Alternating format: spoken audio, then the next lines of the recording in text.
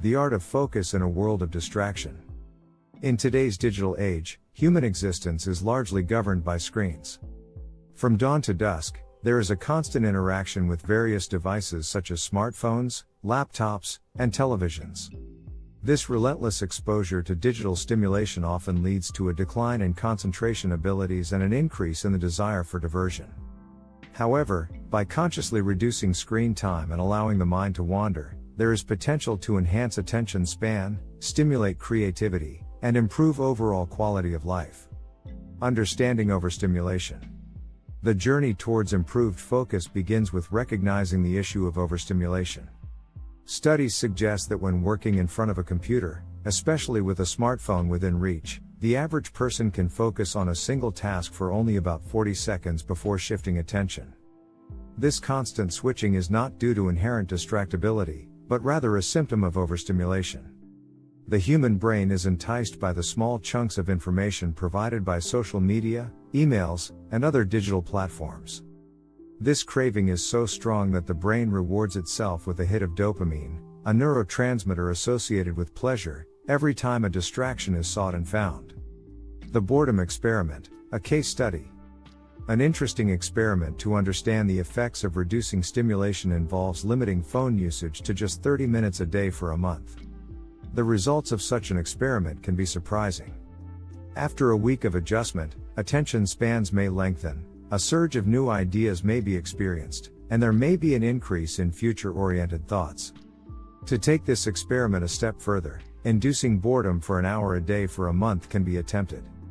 This could involve activities ranging from reading lengthy terms and conditions to watching a clock tick for an hour. Similar effects can be expected: extended attention spans, a burst of ideas, and more thoughts about the future. The power of mind wandering.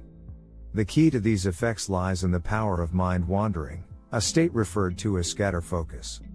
When the mind is allowed to drift, it tends to visit three primary places: the past, the present, and the future. Interestingly, the mind spends the most time contemplating the future, a phenomenon known as the mind's perspective bias. This is why planning for the day often happens in the shower, or solutions to problems are found when not actively focusing on them. The path to improved focus. Harnessing the power of scatter focus requires two fundamental shifts in the perception of attention. Firstly, creating more space in daily life is essential.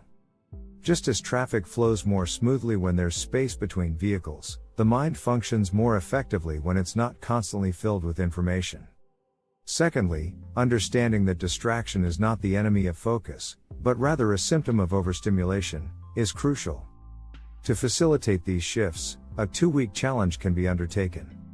For 2 weeks, screen time should be reduced, disconnection from the internet for a set period each day should be practiced, boredom should be rediscovered, and the mind should be allowed to wander. By making the mind less stimulated, improvements in attention span, creativity, and overall quality of life can be expected. In conclusion, the state of attention determines the state of life. By reducing overstimulation and embracing scatter focus, a life that feels less distracted and more fulfilling can be created. This is the essence of mastering focus in a world of distraction.